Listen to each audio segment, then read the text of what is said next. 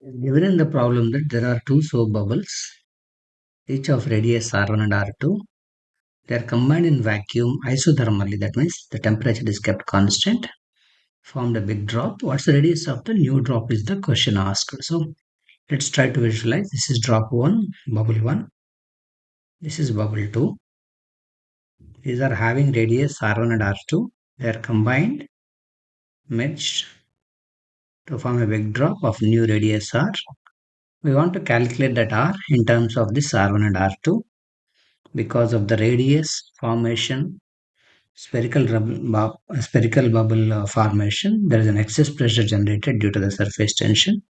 We know the formula for the excess pressure is 4T by R. So in the first one, excess pressure is 4T by R1.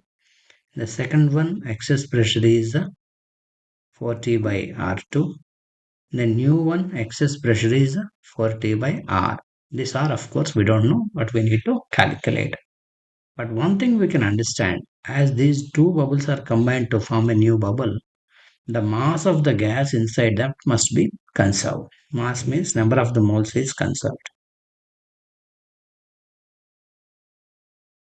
What do you mean by number of the moles is conserved is, if I assume the first bubble is having n1 number of the moles, second one is having n2 number of the moles, third one is having number of moles that is equal to n, we can write n1 plus n2 is equal to n. That's conservation of mass or moles. For this n, we can write ideal gas equation that PV is equal to nRT. So for n, we can write an equation of PV by RT. This temperature is constant because we have done it under isothermal conditions. Isothermal means temperature is constant. That means in the place of n1, P1 V1 by RT plus in the place of n2, P2 V2 by RT again because temperature is constant. In the place of n3, PV by RT. These RTs can be cancelled. I can write the values of this P1, P2 and P.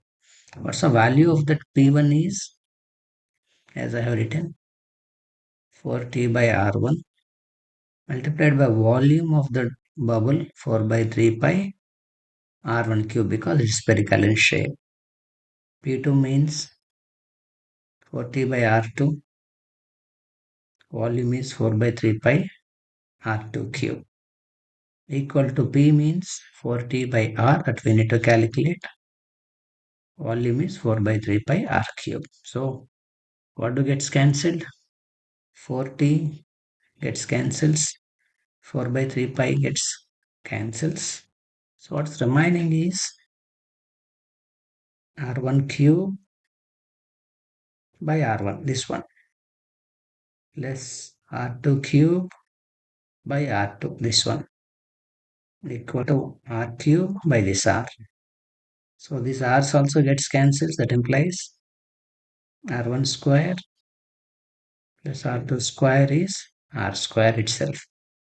That implies radius of the new bubble is under square root of R1 square plus R2 square.